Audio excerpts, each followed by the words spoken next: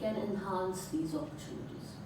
So without further ado, I'd like to call on stage Ms. Sadia Rahman.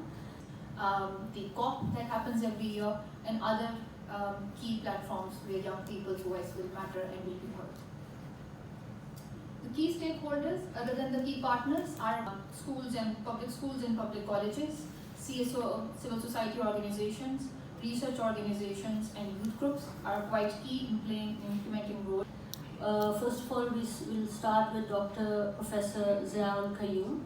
And they understand that after the pandemic, a lot of that development was backtracked.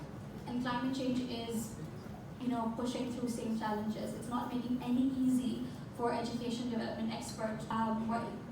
Schools were damaged.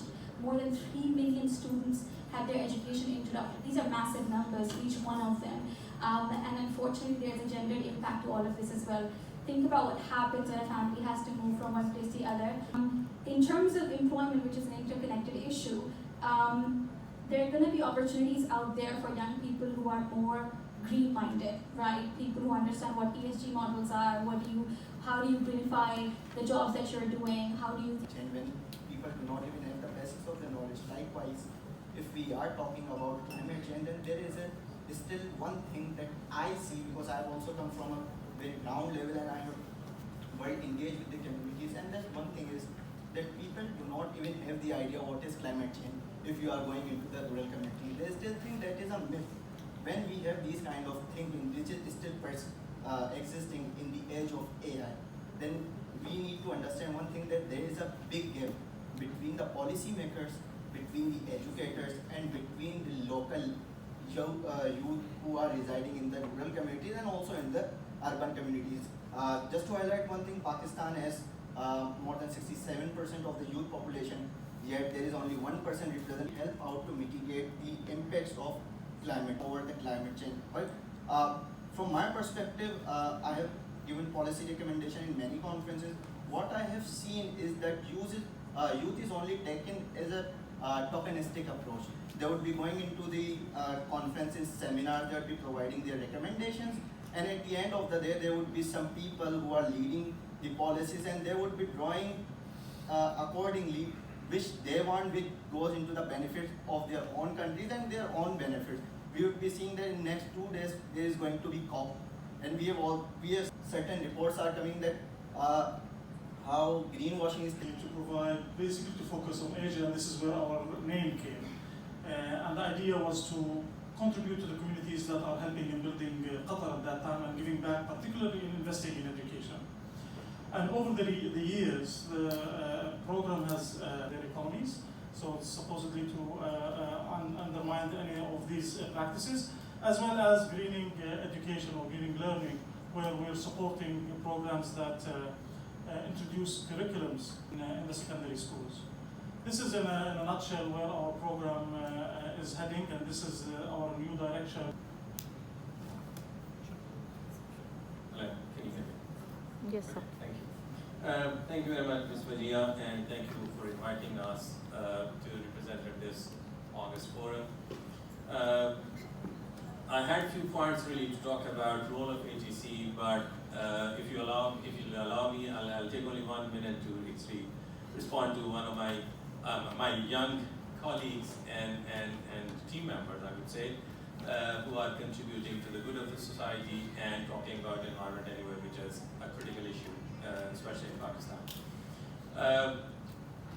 Higher Education Commission is a regulatory body of higher education sector in Pakistan, and the mandate of this organization is to prepare policies, strategies to improve quality of education, and at the same time improving the access, relevance, and equity strategies. Alongside, we do talk about and do some activities along with the partners on advocacy campaigns as well. Similarly, engaging multi-thematic research groups to carry out research in different emerging areas which could be need of the society, or even which actually address the global challenges faced by the human and the mankind.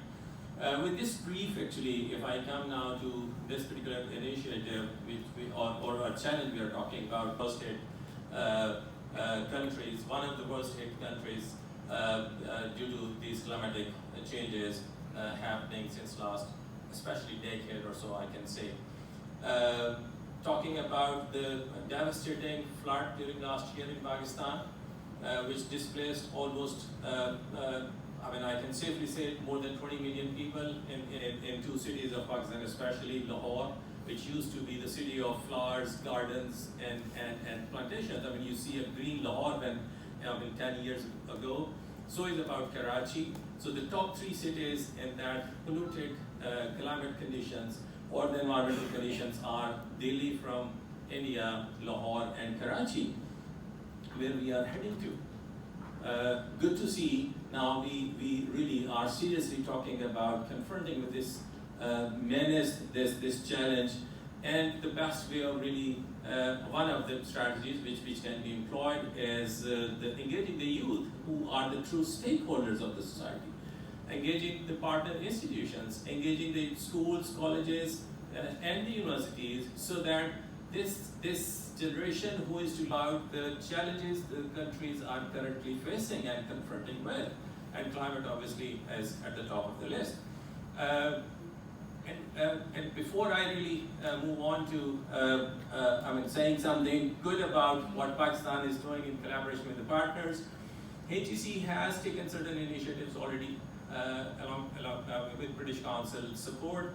We have established Green Youth. It's a Green Youth movement in the universities of Pakistan.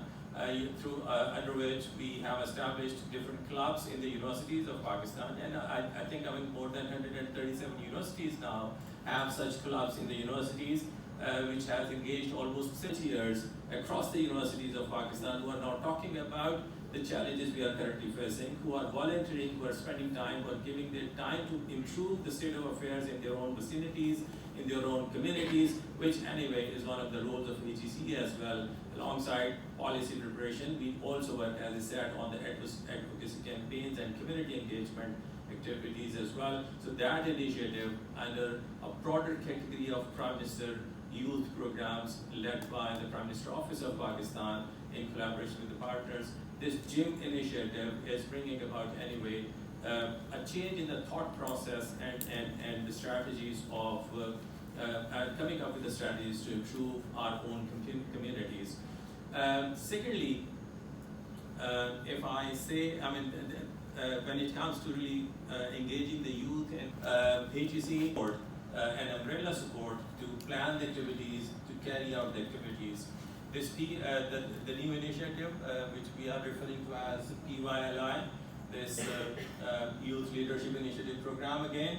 This program led by HEC and British Council is again for engaging the youth of Pakistan, especially studying in the tertiary education system of Pakistan, would be engaged to actually address these challenges, especially in the climate change issues. So together, honestly, we can address this challenge, whether it is about the environmental challenges, whether it is about actually trading. We have hope at the end of the tunnel anyway, and that since we now have started actually walking towards solving the problem.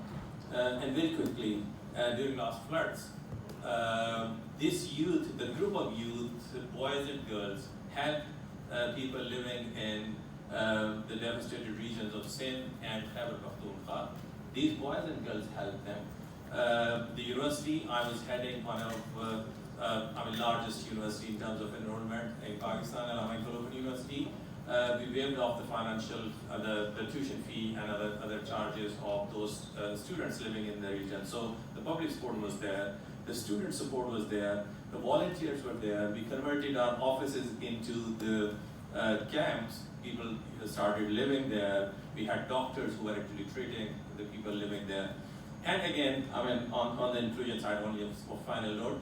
With the concerted efforts, now 46% of the total girls, the total enrollment in Pakistan is girls actually who actually make up that around 2 million count in Pakistan in the tertiary education sector, and pretty youth movement clubs and other initiatives in the education sector.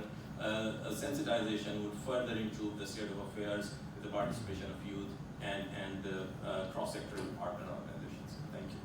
We update ourselves with the latest trends and also to engage youth in not only in technology but also into the policy making, because now I believe with the we have a lot of information but we don't know how to synthesize them.